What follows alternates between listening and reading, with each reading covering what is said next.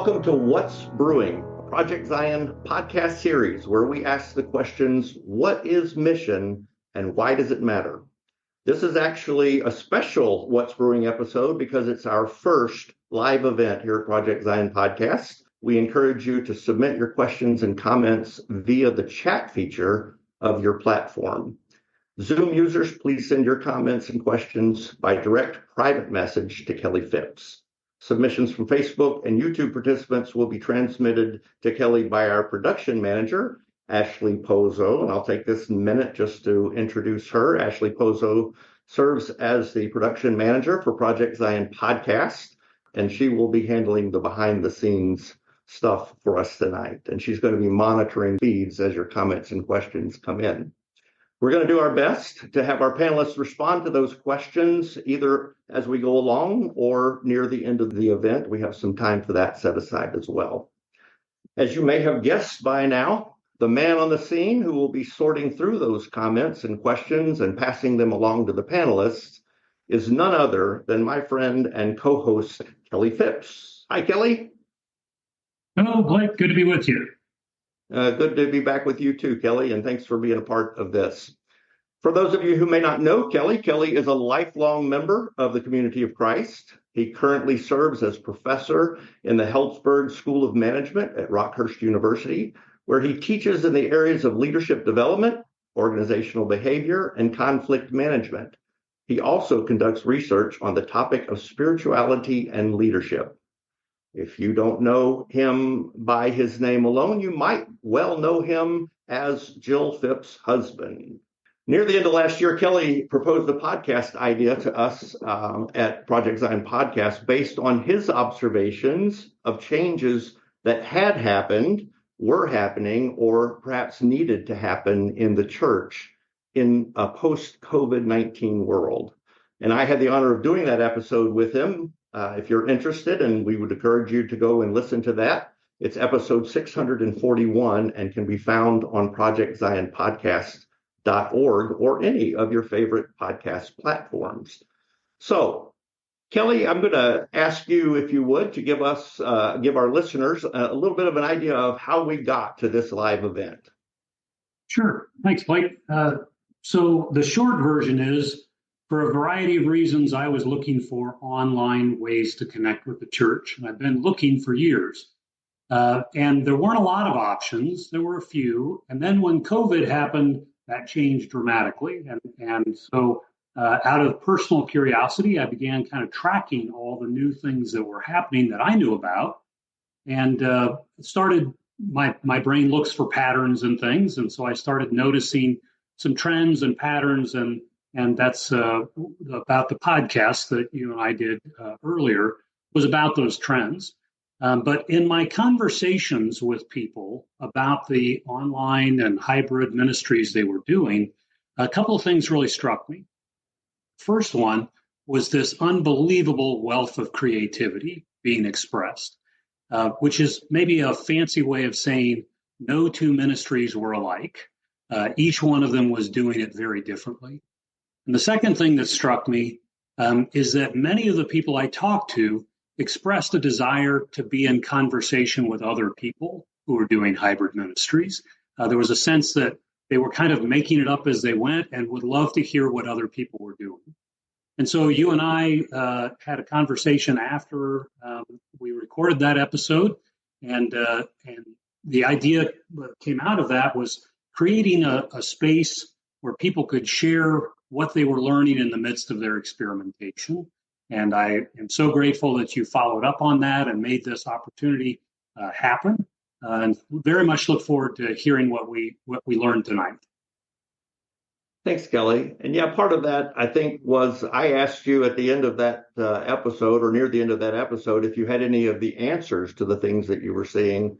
And your answer to me was absolutely not, but that we had lots of that right here resident in Community of Christ. And so we're hoping to tap into that and hopefully start a larger conversation through this episode to encourage folks to give it a shot and try it, because it is really important that we consider our options in hybrid ministry. So speaking of that, I know, and I want to acknowledge that in Community of Christ, there are lots and lots of expressions of hybrid ministry across the church, from low-key book club discussions and small groups to high-end, energetic worship experiences.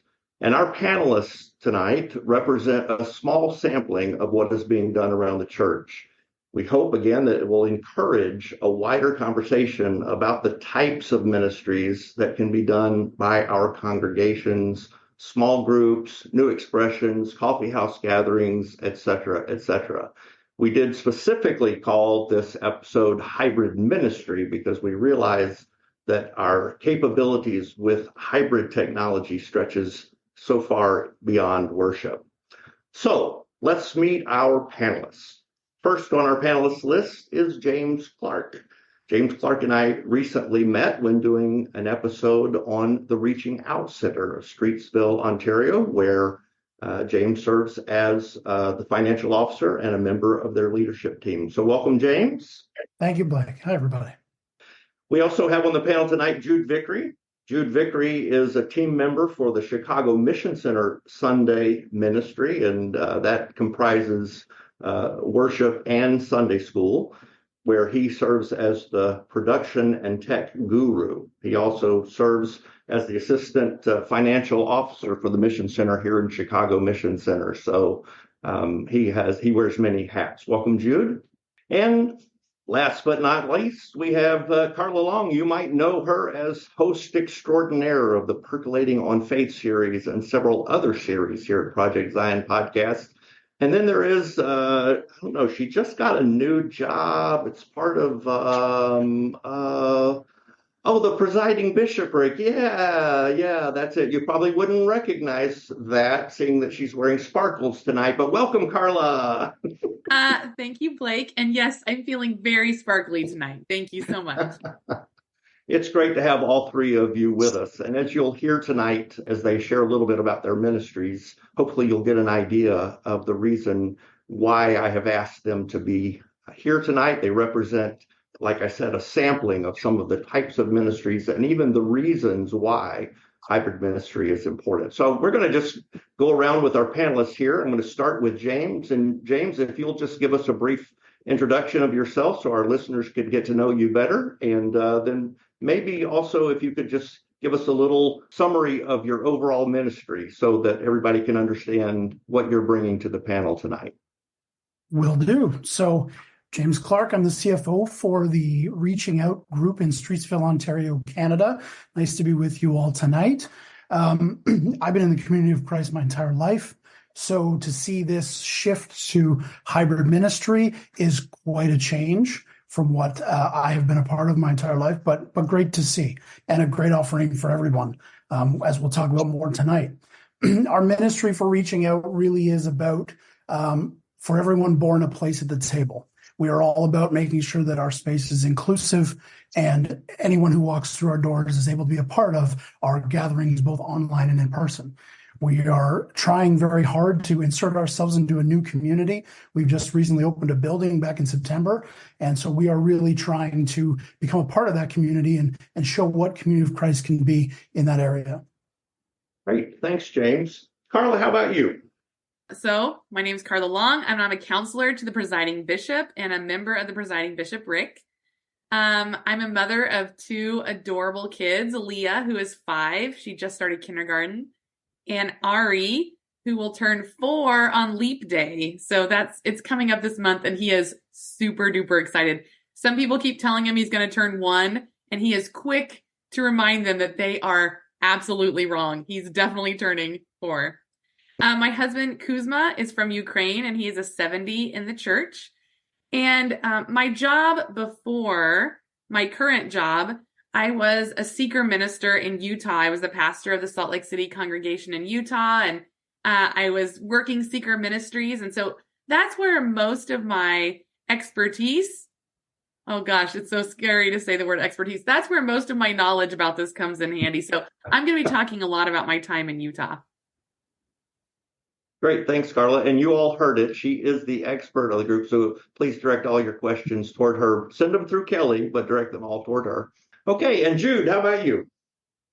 Yeah, my name is Jude Vickery. I'm an elder in the Community of Christ. Like James, I've been in the church all of my life. In fact, my parents have been in, grandparents. It goes on multiple generations in the church. So I have a lot of history. Um, I've served in mission center leadership for most of the last 20 years in one mission center or another. And I've been a pastor, youth leader, counselor, and various other roles throughout that whole time.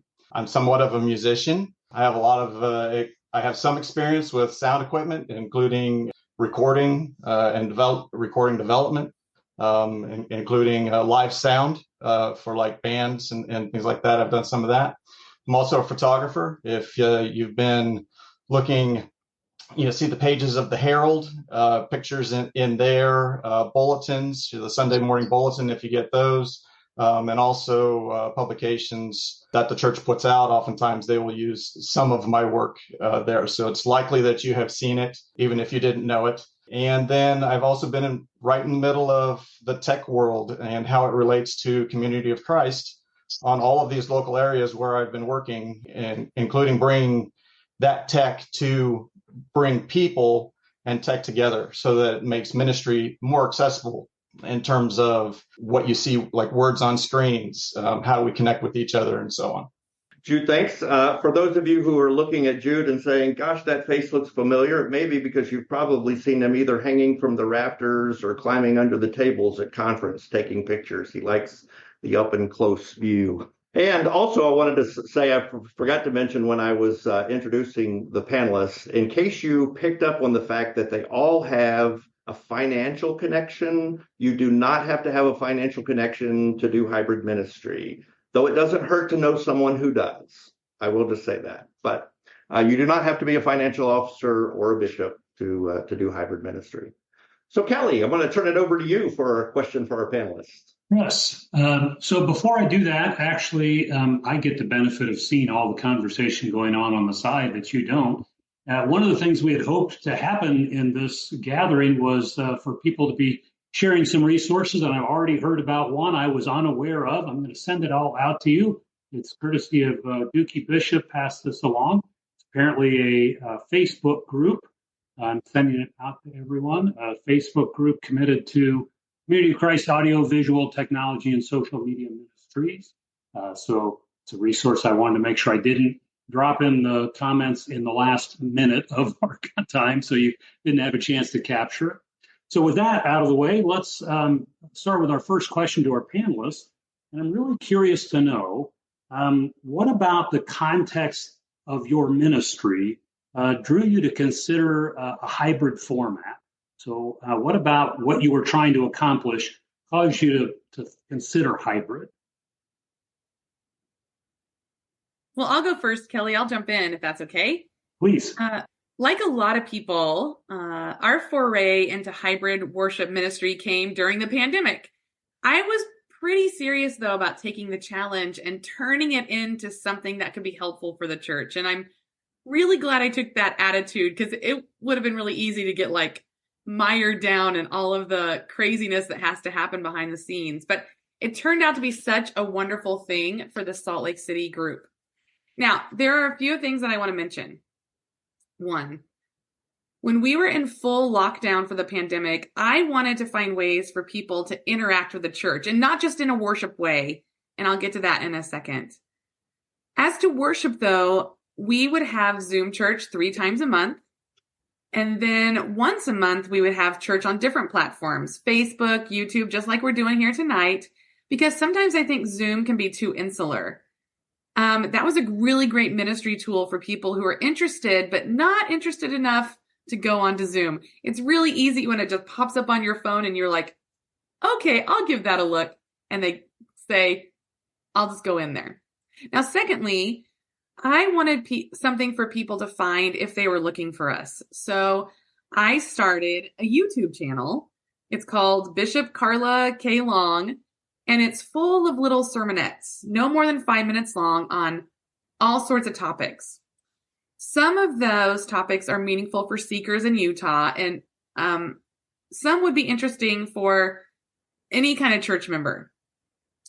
I also thought it would be a really good time for us to get to know people better. So during the pandemic, during the height of the pandemic, when we weren't seeing anyone, I interviewed church leaders of all types about all kinds of topics. And I also interviewed members of the Salt Lake City congregation to check in with them. That was a little series we called How You Doing, which was really fun. You got to know people in your congregation on a deeper level. Now, one of the most important things I think, though, about the seeker ministry in Utah is that most of the seekers who come to the church, of course, in Salt Lake are from the dominant religion in Utah. And it's a pretty big deal to walk through the doors of another church when you're a member of that dominant religion in Utah. So, for instance, when we did have church in person, I would see people sitting in the parking lot in their car, just holding onto the steering wheel in our parking lot, just wondering if they had the courage to walk through our doors. Now that we do a hybrid worship at the Salt Lake congregation, it's a lot easier for people. They don't have to immediately walk through the doors and change their entire life and find the courage to do that. They can jump in on a hybrid worship. They can watch on Zoom, and they can get to know us in a way that is not intimidating, that is not scary. And when and if they do walk through the doors, they already know the pastor's face or the presider's face, and it's really not as scary. So it's really interesting. And I know this wasn't true everywhere, but in Utah, at least, we grew the congregation during the pandemic because we had found a way to make it less intimidating and less scary. So it was actually a really, really positive thing for us to do. Thank you, Carla. How about our other two panelists? For reaching out, we were in quite the same process as you were in terms of the pandemic, sort of facilitated the need for hybrid worship and hybrid gatherings. We were also in the process of looking for buildings. So we needed a way to have people meet, but at the same time be able to feel connected and feel like a part of what we were still trying to do, even though we didn't have an actual space, which is something we wanted. It's always interesting to try and run programming hybridly. We have a program we like to run with a lot of kids involved in activities and crafts. So we took the time to try and take packages around to a bunch of the people in our congregation, and then everybody did the craft at the same time. So we're trying to find new ways to make that a reality. Sometimes it's as simple as finding stuff around the house that we can do. And sometimes it's something as easy as let's join together, let's have a meal and talk. There are many ways that you can do that. But I think one of the key things that has been important is that it doesn't just have to be on Sunday at 11 a.m. You can do that anytime anyone's willing to set something up, and that can really be impactful. Sometimes a Tuesday night can be better than a Sunday afternoon. It just depends on what people are doing and what they're interested in. Our ministry for us is very important in terms of trying to keep people engaged and involved and bring that sense of we can connect with anyone, even if they can't get to us on a regular basis. Great. Thank you, James. Jude, how about you? What about your context drew your group into using hybrid ministry? Yeah, like the others have mentioned, the pandemic was really part of the thing that started it all off, where people were unable to meet in congregations, in their local congregations, even with each other to start with. And so that process led to coming up with a way that we could at least meet online. But further than that was that here in the Chicago Mission Center, we have a lot of congregations that are becoming smaller and smaller. And so in with that meant that resources are also getting less and less for each one of those congregations. And so with the experience of being online already, the idea was born out that maybe we could get these groups to gather together.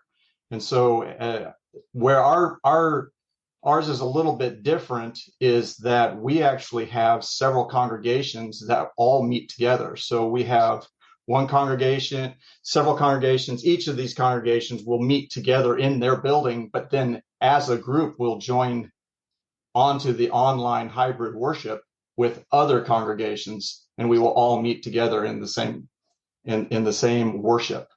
And so it really, all part of it became a necessity to be able to share resources from all of these different congregations, because when we're all together online, you can have somebody doing something from any of the locations all joining together to create one worship.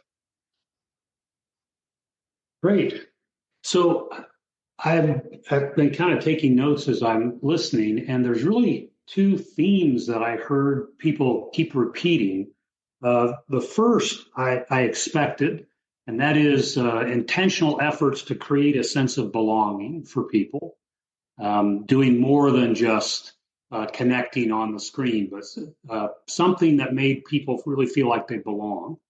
The second one was kind of a surprise to me, and that's the extent to which each of you talked about an invitational part of your hybrid ministry, making sure, I think, Carla, you talked about being insular, avoiding an insular approach, making sure that the hybrid ministry is reaching out not to just the people who are already connected, but creating a bridge to people who aren't. So thank you for sharing those examples. Really instructive. I'm getting questions, and I want to make sure we come back to those. There is one question I want to pose, and folks may want to address it in their responses. The question is from a pastor who's wanting to start a hybrid ministry to the LGBTQ plus community using an online service and a podcast. And his question is, do you have any outreach advice for the queer community who are scared or resistant to engaging with a Christian church? So I want us to not necessarily pause what we're doing to answer that question. Let's move forward with our other questions, but I want maybe as you're responding, if you have advice, you can work that into your subsequent questions. Blake, I'm going to turn it over to you. Well, thanks, Kelly. And I do think I saw it looked like Carla might want to make a comment on that. So why don't you go ahead, Carla, and do that, and then I'll ask my question. Don't I always want to make a comment? Hi, Benny. It's good to hear your question. So the thing that popped into my head immediately was that just build a community, one of the series that we did, the How You Doing series in Salt Lake, people love to talk about themselves. And what was really cool for me was that others love to hear those interviews and love to listen to those interviews. And then at church the next Sunday, when we'd have our chatting time after church, people would bring up those interviews and talk about it and say, hey, so-and-so, I didn't know you loved this book and this movie. I love this book and this movie. And then they made another connection. So like for me, if any way that you can build community and build those connections, a community just happens if you do that. So I always for like letting people talk about themselves, allowing that community aspect just to be born at that time. Thanks, Carla. We may have some additional responses to that question as we go along as well. I want to change the question here just a little bit and hear from you guys.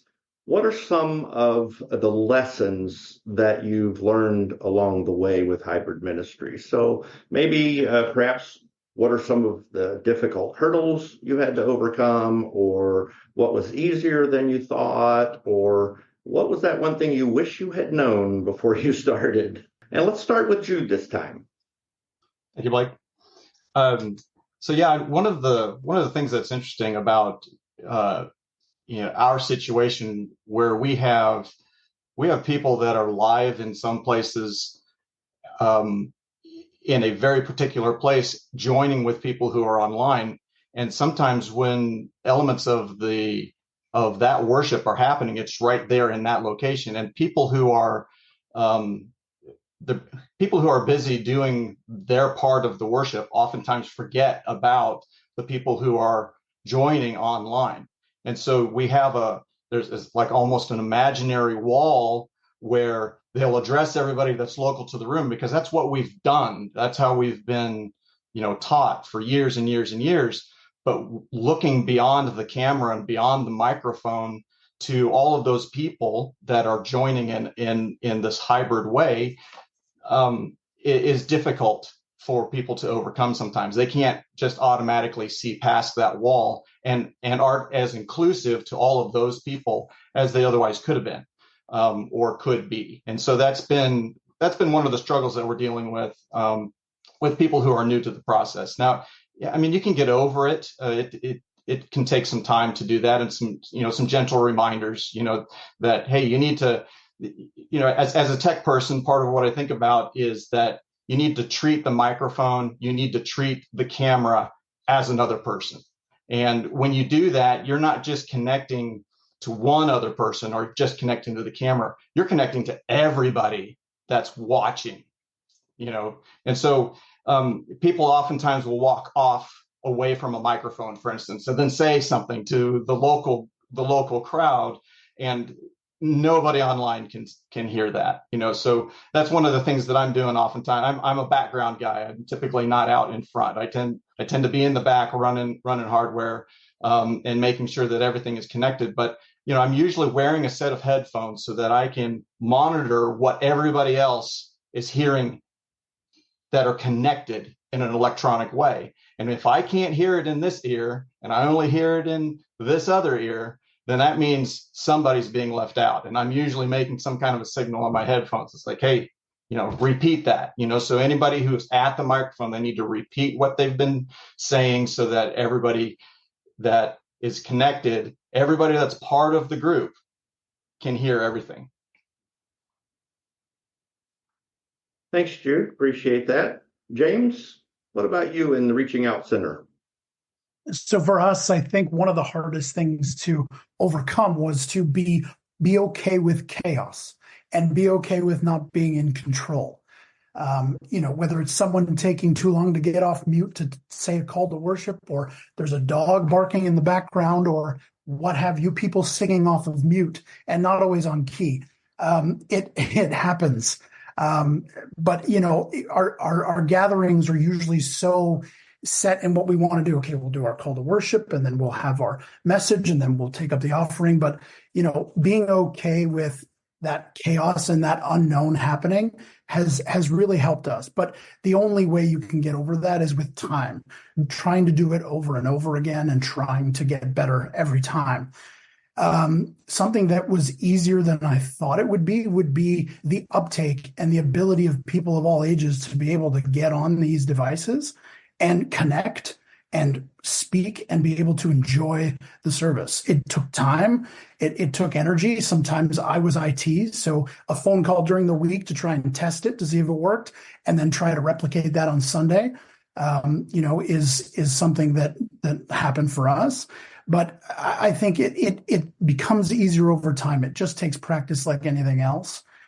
And I think one of the things that I wish we all had hindsight on was a bit of training, having some time to have people around and train on this. Obviously, a pandemic and lockdowns is in no one's playbook of the future, but having to do that in real time, sometimes on these gatherings before the service starts, is something that happens, but it just takes time and effort. Great, thanks, James. And Carla? Well, what I was going to say was a lot of what Jude and James already said. We had a big learning curve in the Salt Lake congregation to remember to repeat things into a microphone if something was said in the congregation, or make sure you do everything you could possibly do to make the people online feel as if they are actually there and they're an important member of that congregation.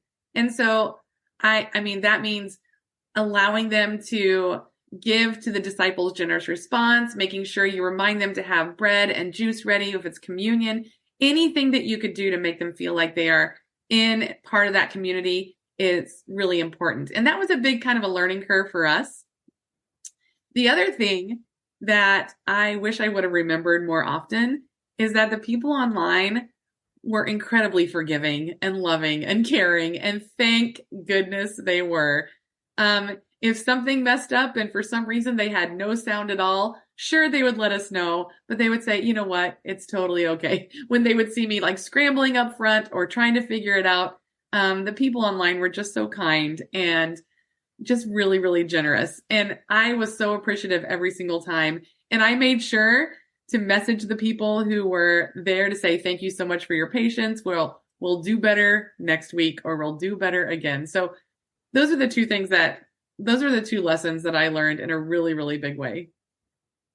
Thanks, Carla. And as Kelly said with the last question, there seems to be some themes. I think the one that stands out for me is the intentional inclusivity and really being open to hearing the feedback that comes in so that you make people feel welcome, whether they're gathered in a local place or whether they're logging in from online. I know that there are lots of things that we don't consider because we've done things in a certain way for so long. And I think one of the distinctions that stands out for me, and it sounds like you have all captured that, is understanding the difference between streaming and hybrid. So tonight we're actually doing more of a streaming thing, although we are taking comments and questions from everyone. This is kind of a one-way communication in a lot of ways, but in the hybrid ministry we do, making people feel welcome seems to be really part of that belonging aspect that Kelly was talking about earlier as well. So we all know also that in our worships, let me speak for my own worships, the places where I've been, they're rarely consistently perfect. So there's always a snafu or somebody forgets it's their turn or those kinds of things. So giving ourselves some grace with that as we engage in hybrid ministry is expected. And I think, as Carla mentioned, a lot of times people are just gracious that we are trying the best we can to include folks, and they can tell if we're doing that. So, but technology often gets in our way, as it did a little earlier this evening. And speaking of technology, I want to spend a couple of minutes with the questions of technology. And my question would be, what kinds of equipment or resources does the version that your ministry uses, what does it require to do that hybrid ministry? Is there a bare minimum that a congregation would need to get started? Is there special software required? And I did hear the need for training, but can someone with little training make this happen? So a question for you about technology and what it requires. James, you want to get started? I know you mentioned a little bit about training already. How about you get us started here? Sure. Yeah, I think that one of the keys that we have found that we do need is a solid sound system. I think, having that microphone, being able to project sound, especially if you're not able to tap into a sound system specifically. So we're at the point for us where the microphone and the speakers is our way to project sound into our Zoom meetings. We're trying to figure out a way to get those connected into a sound system specifically. So I think that's a really key piece of technology. And one thing that goes with that is someone has to stay on and monitor what's going on online. Jude, you made a great point about hearing what people are hearing, but at the same time, being able to answer questions in real time on chat. If I can't hear this or this I can't see or whatever, will help you get better in real time. And sometimes those can't always be fixed right then and there, but at least you're aware of them and can focus on them for the next time. We use Zoom specifically. We've invested in Zoom at Reaching Out so that we can use it on an ongoing basis for whatever we need, both from a service standpoint and from a planning standpoint for our services and for our budgets. So we felt like that was a good opportunity for us, but there are other platforms you can use, such as Facebook as well, could be a good one for you as well, but there is some setup there too. I think anyone with minimal training could do this. I think people have gotten used to logging on to Zoom calls and other online platforms based on the pandemic and work and other things. So I think there is a level of simplicity with that. I think these platforms have tried that. but there is a level of IT-ness that does need to be there, that you do need to understand what you're doing and in order to be able to help other people, with their issues. But again, I think, Carla made a great point as well, that people are just thankful that you're trying and thankful that you are, doing your best out there, and they are quite, gracious and thankful that it makes it easy. Thanks, James. How about you, Carla? Yes. So during the pandemic, I don't know if it was 21 or 22, but a group of international church members got together, led by Robin Linkhart, and we created a document on how to do this. And we worked really, really hard on it. There's like pictures in it. And if people are having a hard time figuring this out, you can find this document. It's called Supporting Hybrid Worship. It's at Herald House. You can find it at heraldhouse.org. And it is a fabulous tool. I'm sure that it needs updating at this moment, but for the most part, if you're looking to get started with something like this, that's the place to go. I could tell you what we used, but I'm not super IT type person either. So what I use, maybe we kind of hobbled and some stuff together to make it work in Salt Lake. I think they have a better setup now, but that document, Supporting Hybrid Worship, would be a really, really great thing to look at. Thank you, Carla. Thanks for bringing that up, and we'll make sure that reference is also in the show notes as well. And Jude, how about you? I started off laughing here because I mean, our experience is so much different than what has been explained so far by Carla and James. In that, we have several large groups that are meeting together, and where I could say broadcasting from, but where our control center is, so that we can kind of monitor all the IT backends, we have a live group that meets there as well. So not only do we have the maintaining the connection to everybody outside of the congregation that we have to pay attention to, we also have to maintain all of the connection inside the congregation for everybody that's there, so that they feel like they're a part of it. Because even the people sitting there can feel outside of what's going on if it's all directed only at what's going on online. So probably unfortunately for Blake, I've been involved, and I make things very complicated sometimes in terms of the actual hardware setup, but that makes it much more streamlined for us to actually do what we need to do. So we actually have 3 people that on most Sundays are running all of the hardware required to make the congregations of various different groups all be together in one large worship. And that extends even to, we have TVs in the front of each of the congregations so that they can all see everybody else that's Zoom. That has a computer and a camera that faces the congregation. So then where we are, we get to see the congregation. And so they see us, we see them. It's full 2-way. You just have to think of it in terms of, if you were sitting with your phone on Zoom, well, you could be looking at a congregation that way, and the whole congregation could be looking at you. So there's multiple levels that we have to deal with there. Would I say that you have to do that? Absolutely not, because it all depends on your unique situation. Are you a congregation that is trying to just reach out to some of those people who are siloed at home and can't travel to your congregation? We have a number of those people. Then your hardware setup is going to be very simple at that point to get that done.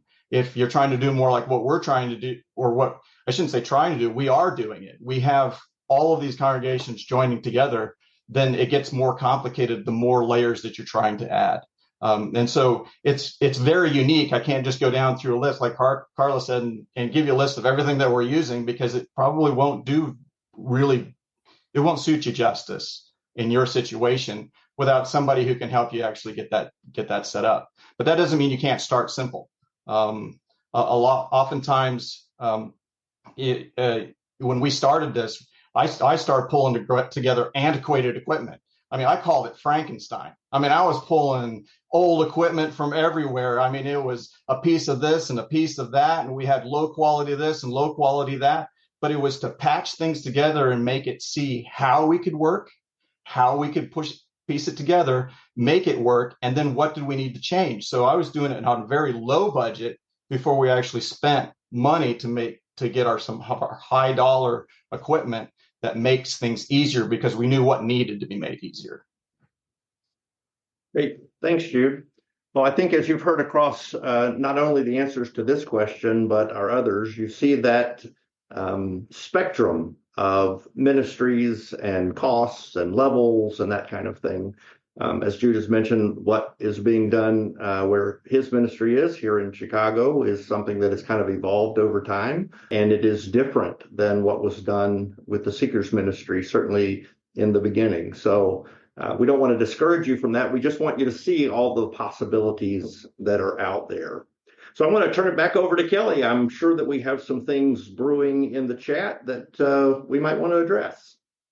Thanks, Blake. So a couple of things I wanted to comment on, or actually comments in the chats that I wanted to share with everyone. Mark Sadler pointed out that with their group, they mounted a TV in portrait mode just to display the chat window of Zoom in the sanctuary to keep folks online engaged and more connected with those who were in person. So another suggestion of how to use technology to create that sense of connection between the two groups. It was also pointed out that their ministry started with a cell phone and a FaceTiming member that wanted to be in the Sunday school class one day. And so you can start as big or as small as you want. And then Bren Williams asked the question, any suggestions for connecting with children or youth hybridly? What works well with that population? Any of the panelists or anybody else have suggestions for that? I could say something about that. We had a Sunday school for class on Zoom for the kids. And, you know, one thing that they really, really loved, there's a way for them to draw on the screen. Oh gosh, I can't quite remember what it's called. Annotated maybe. And so like you could throw, like one thing I did was I would put like a hidden pictures page up there to try and grab their attention, and they got to circle all the little hidden pictures like you used to do in highlights that you loved. Whiteboard on Zoom. Thank you, Robin. And so they actually really love that. We also used to have act out a story, and everybody was acting out in their own little screen. Everybody got a little character, and that was super fun. That kept them really, really engaged. There's also, I don't know if it's still going on, but there was a book club for kids that was still going on. And I'm seeing that, yes, it's still going on. And they do a peace practice, which is a spiritual practice. They read a book together. They chat together, and it's become this beautiful community, this book club. And it is just really done really well. So a book club could also work, together online. We had so much fun. I actually really enjoyed teaching the kids on Zoom. Oh, and tons of lessons can be found on allthingsairespiritual.org. That's a great call out. I was going to say as well, for us, for those of you who listened to the podcast that I was on a couple of weeks ago, we talked about a little about All In Sunday and our sort of intergenerational programming for everyone. But during the pandemic, I mentioned, we didn't have the ability to see each other in person, and we had to resort to doing things hybridly, including, having some sort of gathering, meal together, an activity together, and, something as simple as trivia games where kids can type in the answer and feel like they're involved in what's going on. It's reminiscent of school for them. So they understand how it works and they understand being connected, but it's a way to, get them involved and to just keep their interest. And the fact that they all know how to use this technology, some of them better than me in a lot of ways, they're able to engage and feel a part of the conversation, which is always super important. So Ducky Ducky Bishop passed along some free resources, and I posted those in the chat. Also, she pointed out that Her 16-year-old is attending Sanctuary on Facebook. It's a youth group in Michigan somewhere.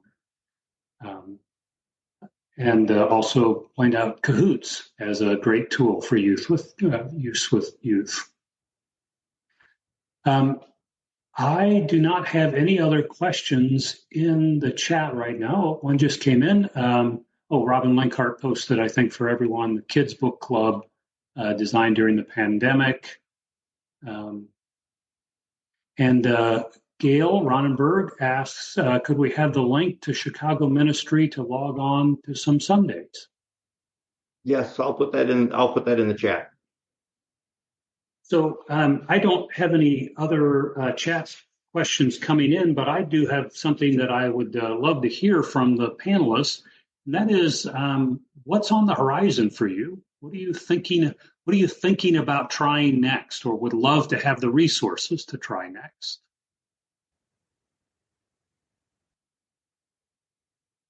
That's a great question.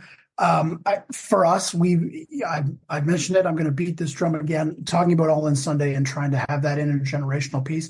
We would love to be able to have a North American wide All In Sunday, where we continue to get groups from all over North America to be involved in a sort of early morning gathering. Then we have a meal together in some way, and then a craft or activity afterwards. Reaching out, would love to do something like that in the future, given the resources and coordination of that.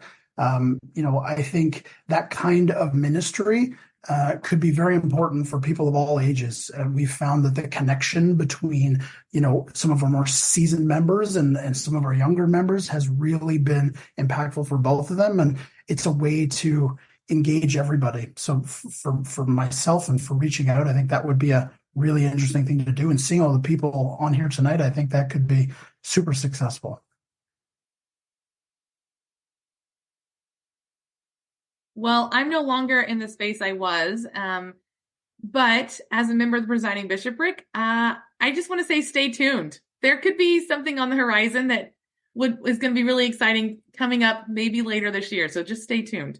I can't say too much about it because it's still taking shape and forming, but we're definitely making some plans and hoping to find new ways to use online worship and ministry, and we're pretty excited about it.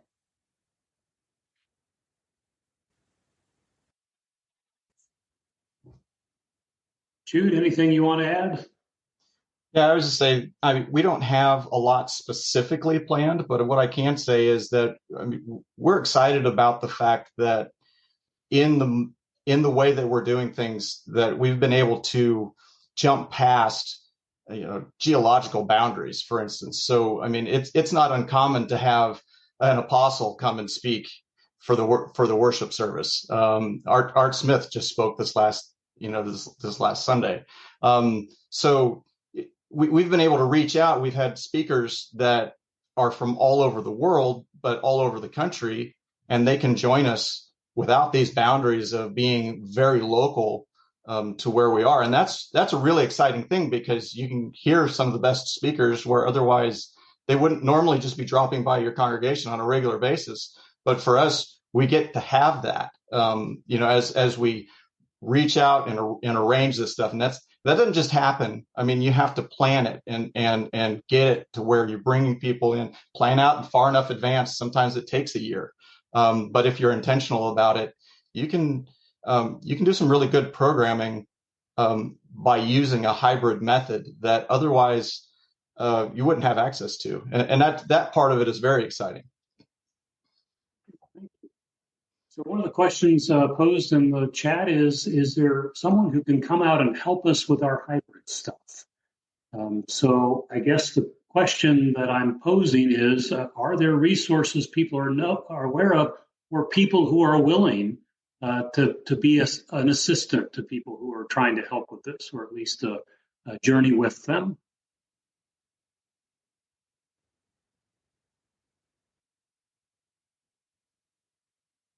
I'm assuming we're talking about more of a hybrid, like an equipment process of trying to put some of that together. Is there, or is it the whole thing? Any more follow up on that? I don't know the answer to that. What I would suggest is if you are willing to be of an assistance to someone who's trying to set this up, if you could message Blake or myself and let us know, we can be sure to pass that name along. I don't want to call anyone out and volunteer them for a specific assignment, but I know there are folks on this call that may be willing to do that.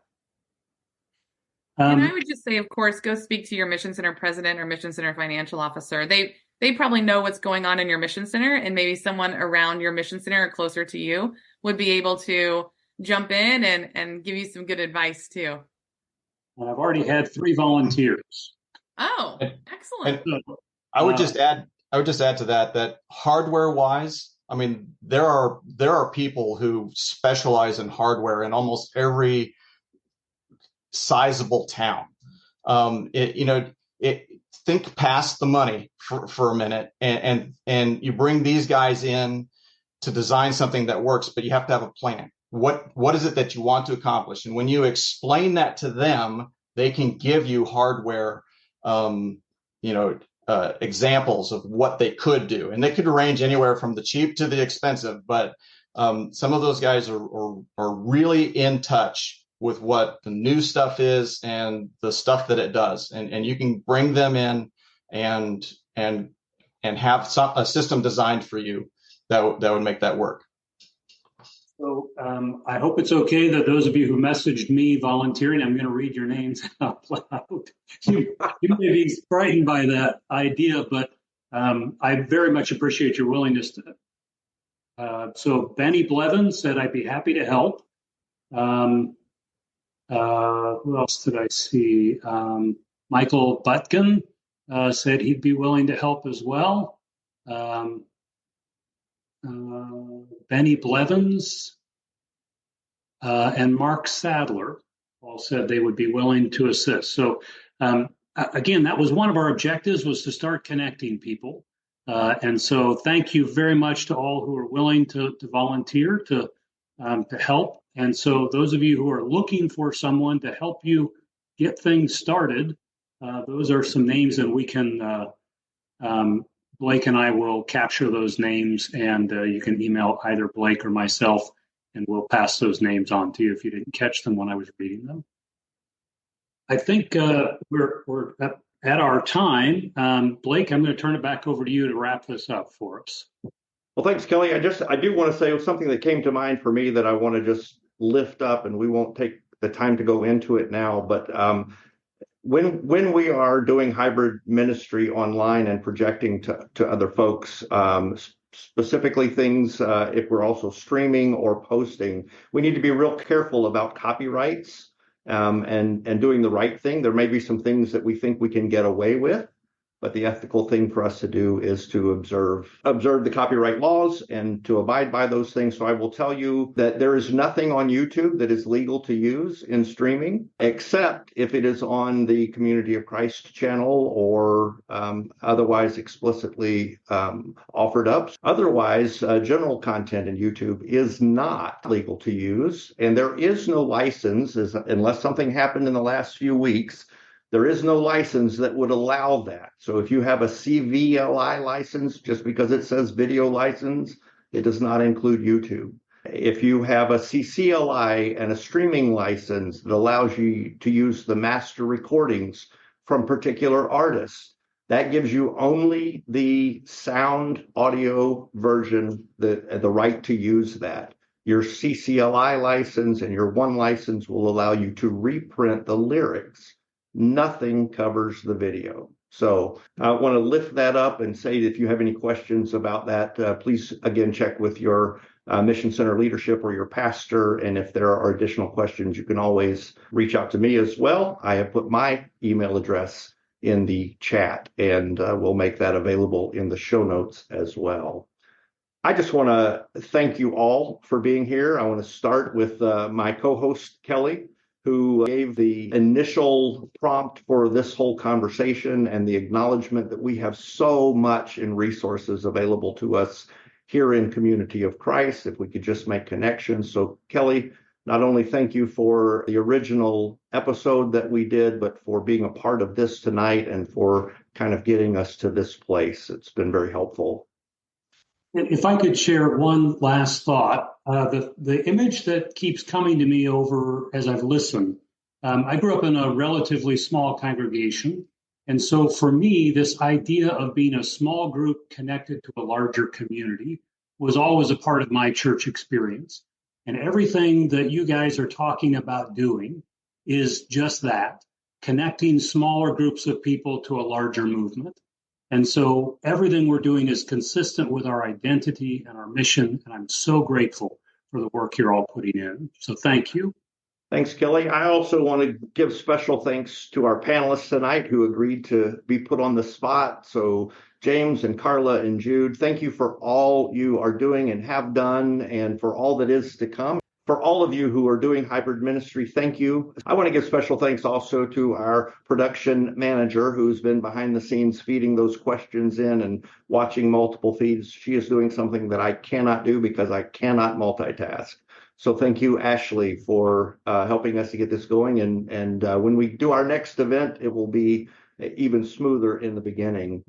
Finally, I want to thank all of our participants and listeners, all of you who support Project Zion Podcast in all of the series and the things that we do, and especially here tonight in this live event for making this a success. We hope that we'll be able to do some additional live events in the near future, and we hope that you'll be able to join us for that. If you have topics that you'd like for us to consider for future episodes of Project Zion Podcast, whether it be a live event or just an episode that posts through the podcast platforms, please send those ideas to projectzionpodcast@gmail.com.